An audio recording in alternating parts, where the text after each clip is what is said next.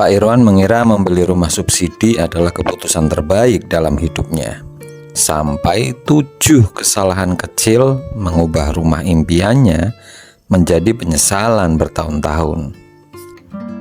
Pak Irwan, seorang karyawan swasta berusia 35 tahun, akhirnya memberanikan diri mengambil rumah subsidi setelah bertahun-tahun tinggal di kontrakan. Brosur yang dia lihat begitu meyakinkan, harga terjangkau, cicilan ringan, dan janji lokasi yang strategis. Dan biasanya yang dia dengar dari teman-temannya, kalau rumah subsidi itu pasti cepat habis, kalau tidak cepat-cepat booking. Nah, tanpa berpikir panjang, dia langsung menghubungi developer untuk booking fee dulu tanpa harus melihat lokasi. Itu gampang, nanti menyusul lah katanya. Itu karena memang takut kehabisan unit. Dalam benaknya ini adalah kesempatan yang tidak boleh dilewatkan. Dan dia sudah yakin dengan resikonya.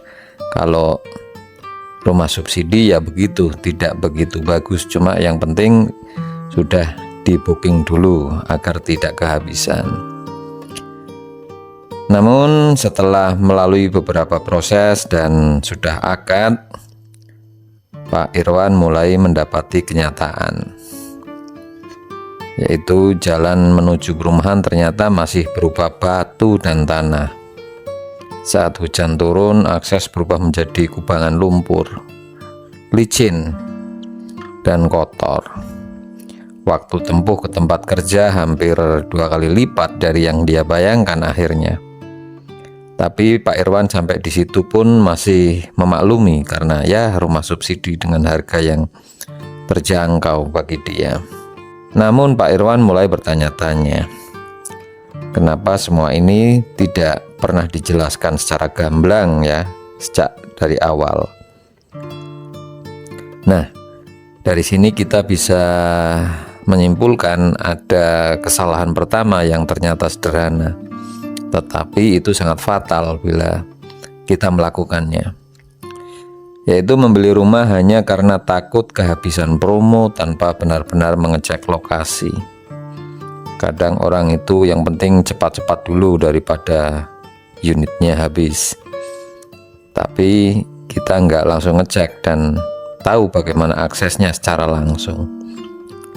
Nah, di video ini kita akan membahas 7 kesalahan yang dialami Pak Irwan agar kita pun tidak mengalami penyesalan yang sama. Jangan lupa subscribe karena satu informasi kecil hari ini bisa menghemat ratusan juta rupiah di masa depan.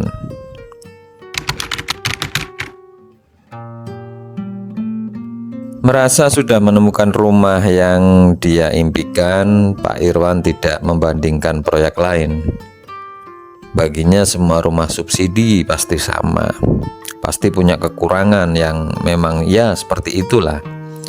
Yang penting cicilannya bisa dia sesuaikan dengan kemampuannya. Dia bahkan saat itu tidak mengecek kualitas bangunan maupun reputasi developernya. Yang penting temannya sudah merekomendasikan, memberi informasi seperti itu. Akhirnya tanpa pikir panjang pun dia ambil seperti yang tadi diceritakan. Brosur yang menarik sudah cukup untuk membuatnya yakin. Nah, beberapa bulan setelah ditempati, ini mulai terjadi drama. Dinding mulai retak halus, yang ini tadinya tidak disadari. Terus ada beberapa atap bocor karena sambungan-sambungannya kurang rapi. Juga ada talang yang kalau hujan menjadi masalah, merembes. Saluran air juga sering mampet hingga halaman tergenang. Ini musim hujan sudah bisa membuktikan semuanya ini. Biaya perbaikan terus bermunculan akhirnya.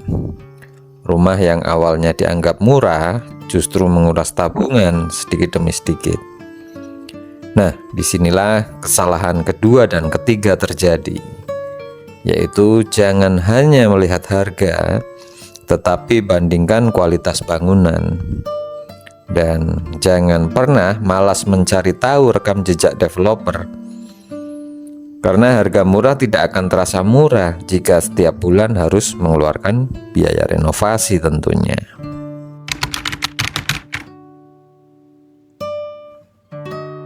Pak Irwan merasa lega ketika pengajuan KPR disetujui. Angsuran bulanannya masih sesuai perhitungan katanya. Namun dia lupa menghitung biaya hidup setelah pindah. Ongkos bensin ternyata bertambah. Ada biaya-biaya lain yang meningkat.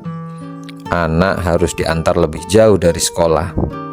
Sementara kebutuhan sehari-hari ikut naik. Nah, di sini waktu juga sangat berpengaruh. Banyak waktu yang dikorbankan karena jarak tempuhnya semakin panjang.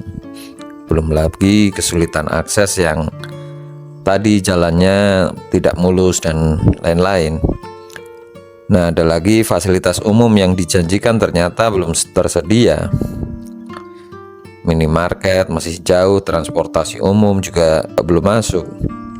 Serta fasilitas kesehatan terdekat jaraknya beberapa kilometer. Setiap kebutuhan kecil berubah menjadi perjalanan yang panjang. Nah, disinilah kesalahan keempat dan kelima mulai terlihat, yaitu menghitung kemampuan hanya berdasarkan cicilan KPR. Itu adalah jebakan. Biaya hidup setelah pindah seringkali jauh lebih besar dari perkiraan. Setelah itu, jangan hanya percaya pada janji-janji fasilitas yang akan dibangun. Nah, ini harus dibuktikan dan harus transparan bagaimana janji itu bisa direalisasikan oleh pihak pengembang. Pastikan yang Anda lihat benar-benar sudah ada.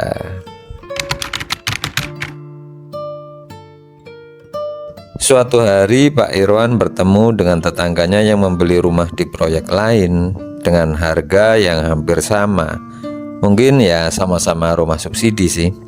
Bedanya tetangganya meluangkan waktu beberapa minggu untuk survei, memang mengecek bagaimana kondisinya, apakah termasuk daerah banjir atau tidak, terus berbicara dengan warga sekitar dan membandingkan beberapa developer sebelum mengambil keputusan. Intinya dia banyak pertimbangan sebelum mengambil, dan itu ternyata dia pun bisa mengambil, jadi tidak kehabisan unit. Nah, rumah tetangganya memang sedikit lebih jauh dari pusat kota ini, yang satunya tadi.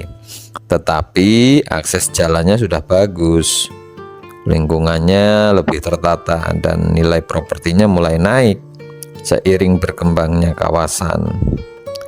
Saat itu Pak Irwan baru sadar, keputusan membeli rumah tidak boleh dilakukan hanya dalam hitungan jam atau karena emosi yang harus terburu-buru akhirnya toh.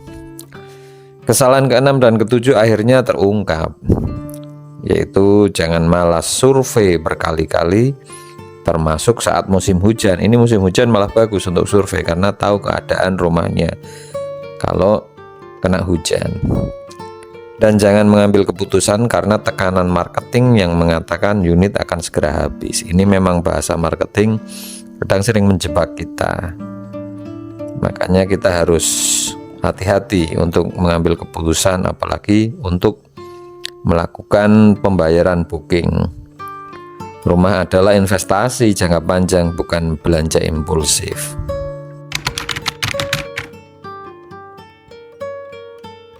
Nah, pelajaran yang mengubah cara pandang kita yaitu salah satunya Pak Irwan akhirnya tidak menjual rumahnya. Memang dia memilih memperbaiki sedikit demi sedikit sambil menerima bahwa keputusan yang terburu-buru memang memiliki konsekuensi.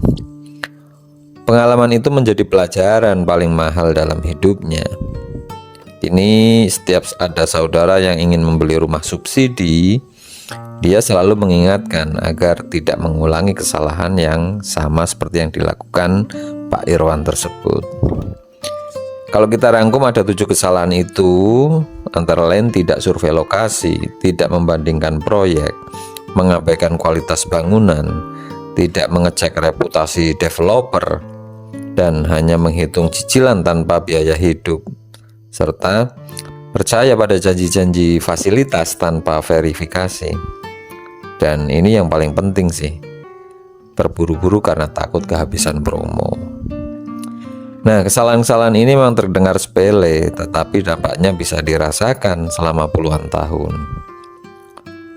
Memang rumah subsidi tetap menjadi pilihan yang sangat baik bagi banyak keluarga jika dipilih dengan cermat. Catatannya itu ya, kuncinya bukan mencari rumah yang paling murah, melainkan yang paling sesuai dengan kebutuhan dan kondisi jangka panjang dan kondisi keuangan tentunya.